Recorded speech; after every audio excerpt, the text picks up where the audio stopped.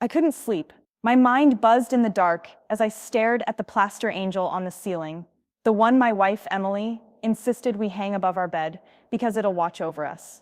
Tomorrow was the big day, the dedication ceremony for our new house, the one I'd spent 2 years chasing, negotiating, and finally closing on. A modern Tudor, 4 bedrooms, vaulted ceilings, nearly 3,000 square feet of living space, surrounded by oak trees on nearly an acre of land. The Painter family had owned it for generations, and I'd almost cried the day we signed the papers. I should have been excited. I should have been imagining the ribbon cutting, the champagne flutes passing from neighbor to neighbor, the laughter echoing through the great room. I could already taste the chocolate ganache cake at the reception, but all I felt was dread. An hour before dawn, Emily slipped into our bedroom, holding a steaming mug of chamomile tea. Her eyes were red-rimmed, her silk robe wrapping her like a cocoon. I sat up, hair tousled, and took the mug, savoring the warmth. "This tea's amazing," I murmured. "You made it?" She brushed a kiss on my temple. "Just chamomile," she said softly, but something in her voice made me freeze. "Em, what's wrong?" I asked. She paced the foot of the bed, fingertips tracing the quilt's edge. "I'm sorry I'm waking you. I know tomorrow's a big day. I need to tell you something." My heart pounded, then a whirl of possibilities. She'd lost her ring. The caterer canceled.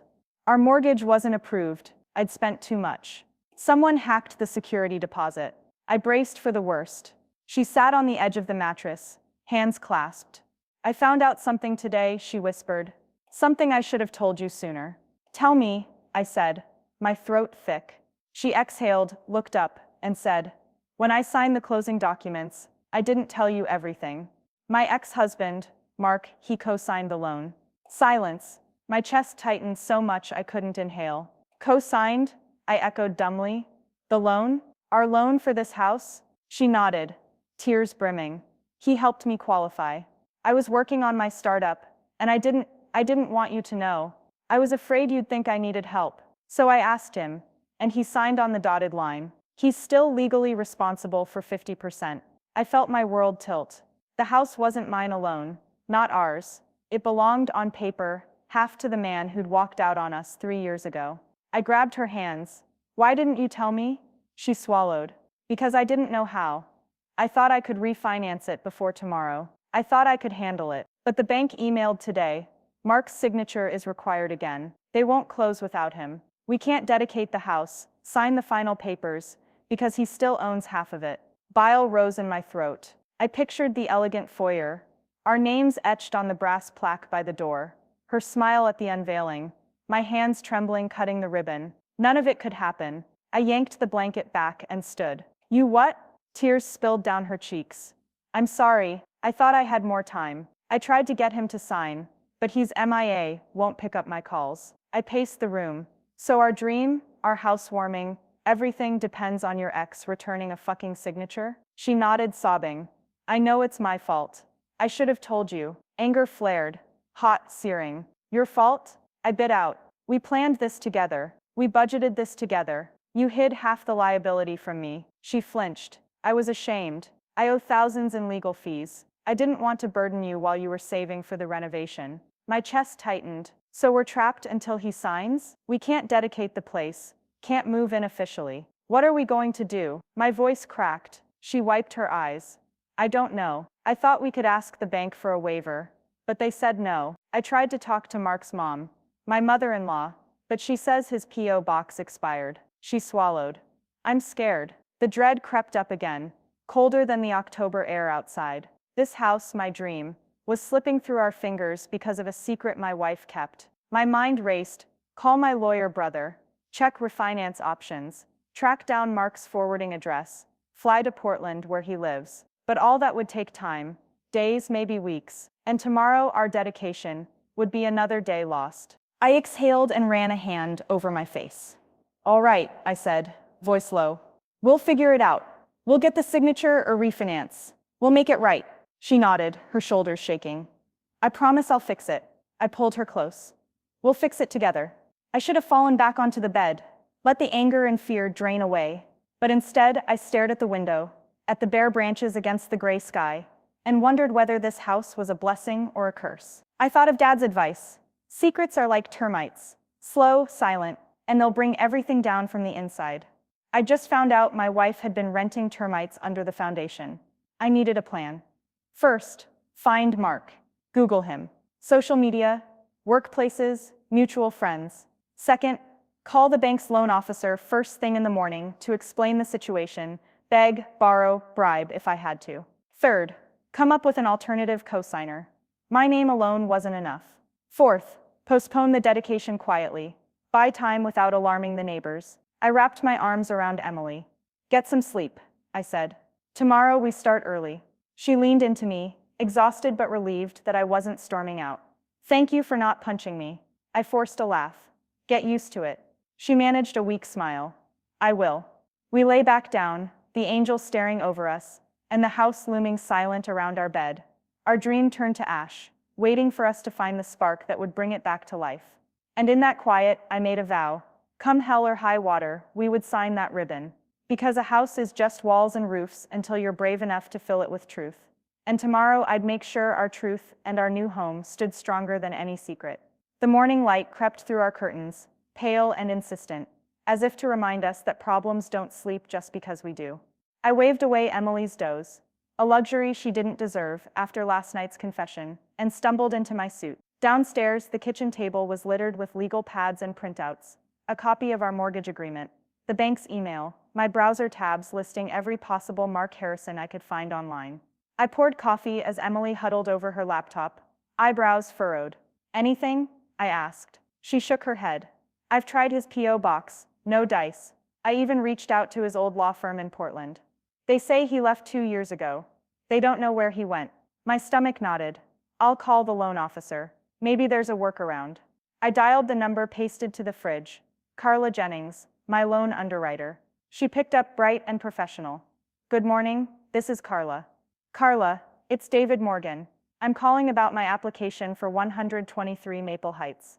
I kept my voice calm. We hit a snag. I need to add a cosigner. My wife's ex-husband is still on the paperwork, but he can't be located. There was a pause. Mr. Morgan, let me pull up your file. I chewed my lip as her keys clicked. Yes, Carla? She sighed, as if in sympathy. I see the issue. Our policy requires every original signatory to consent. But there is a provision, clause 12.7, whereby, with board approval, we can approve a substitution if the remaining borrower meets certain equity thresholds. Which I do, I said, relief warming my chest. We fell short of the down payment minimum, so the bank insisted on an additional cosigner, hence Mark. But I can cover the shortfall now with my bonus. There was another pause. Then you need to submit a written consent waiver and a new equity deposit. I'll send you the forms today, and if you return them by noon Friday, we can still close next Wednesday. I grinned into the phone. Thank you, Carla. You're a lifesaver. I hung up and punched the air. Emily looked up, hopeful. They'll let us substitute? I nodded. Yes, if we can muster the cash. She closed her laptop. I have $25,000 from my savings. I frowned. We need 50. She bit her lip, tears forming. I'll liquidate my stock options at work. I reached over and clasped her hand. Don't, we'll tap the home equity line I opened. We pay high interest, but we only need the buffer long enough to refinance after closing. She exhaled, relief flooding her face. Thank you. I squeezed her hand. Now let's fill out those forms and get you to sign. Late that afternoon, our attorney Marcus sat at the dining table, briefcase open. He walked us through the written consent waiver, a legal statement that Mark Harrison waived his right to the mortgage, releasing shoulder-to-shoulder liability. He explained he'd drafted it to satisfy the bank's requirements. Once you both sign, I'll send it directly to Carla's desk, he said, smoothing his tie. And David, you'll deposit the equity buffer by EOD Friday. I glanced at Emily, who looked pale but determined. She took a pen from Marcus's tray and signed the waiver. I followed, feeling heavier with every scratch of ink, but relieved all the same. That should do it, Marcus said. I'll overnight it. Emily exhaled, her shoulders uncoiling. I hope it's enough. I know it is, I said, kissing her forehead. Friday morning, I wired the funds to our HELOC. By noon, Carla confirmed receipt of the waiver and equity deposit. The bank's underwriters buzzed with activity, and by mid-afternoon, I received an email titled Subject Mortgage Approval. Congratulations, Mr. Morgan. Your mortgage has been approved. Closing is scheduled for next Wednesday at 10 a.m. I let out a whoop loud enough to startle the cat. Emily threw her coffee mug at me, almost hitting my head, and we both collapsed into laughter. That evening, I taped a small sign to the front door: house dedication, ribbon cutting. Wednesday, 11/15, 1 p.m. Underneath, I'd added in green marker, "Come celebrate with us." Emily kissed my cheek. We did it. I wrapped a hand around her waist. Tomorrow we can actually celebrate.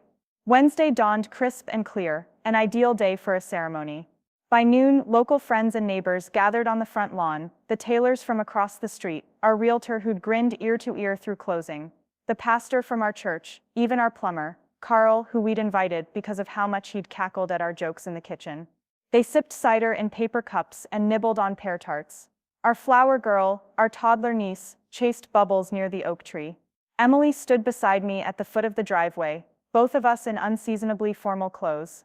I wore the blazer I'd bought for closing day, she in a green silk wrap dress. Behind us the wraparound porch gleamed, freshly painted rails and new lanterns glowing in the sunlight. A white ribbon was strung between two posts, scissors waiting like a promise. Pastor Wilson stepped up to the makeshift podium, a garden stool with a cloth draped over it. He cleared his throat. Today we dedicate this home not only as bricks and timber, but as a sanctuary of love, resilience, and redemption. David and Emily have faced trials, some they thought would bury them, but here they stand ready to make life anew within these walls. My chest burned as he spoke. I glanced at Emily and saw a single tear shining in her eye. I remembered those dark moments of secrets and fear, the potential loss of everything we'd built, and how we'd risen together above the storm. When Pastor Wilson finished, I stepped forward, grasped the scissors, and said, loud enough for all to hear, "This ribbon represents every obstacle we overcame, every secret, every scare, every late-night worry. It's time to open these doors with honesty and joy." I cut the ribbon. It slid apart with a crisp snip, floating to the grass like confetti. The crowd cheered, and Emily and I moved down the steps, hand in hand, toward the door. Neighbors lined up to greet us. The Taylors embraced Emily with a hug. Our realtor handed me champagne. Carl hoisted my shovel, just for laughs, and pretended to inspect the soil. Laughter rang through the air like bells. Inside, the house felt different. Our footsteps echoed against polished floors, the late autumn sunlight pooling on hardwood. We toured every room: the formal living room with its fireplace, the kitchen with its double ovens, the study where I'd envisioned my home office, and at last the master suite with its vaulted ceiling and windows that stretched to the forest beyond. In our bedroom, Emily turned to me. "Thank you for sticking by me when I was scared to tell you." I brushed a kiss on her temple. "Thank you for trusting me with your secret. We're stronger for it." She smiled, and I felt the years of worry fade. That evening, under paper lanterns in the backyard, we feasted on roasted vegetables and spiced roast pork. Our families mingled, her sisters swapping stories, my college buddies toasting our perseverance. At the end of the night, Emily and I sat on the porch swing, hugging mugs of hot cocoa, breathing in the cool air. "I never want to keep a secret again," she whispered into my shoulder. I nodded, pressing my cheek to hers. "No more secrets." She tipped her mug at me. "To honesty," I raised mine. "To home." The candles flickered in the breeze. The laughter drifted on the night. And as I watched the warmth of our new life unfold, I realized that dedication ceremonies aren't just about houses. They're about the people who make them homes, the stories that bring walls to life, and the truths that bind us together, stronger than any secret. And in that moment, I knew our greatest renovation had already begun.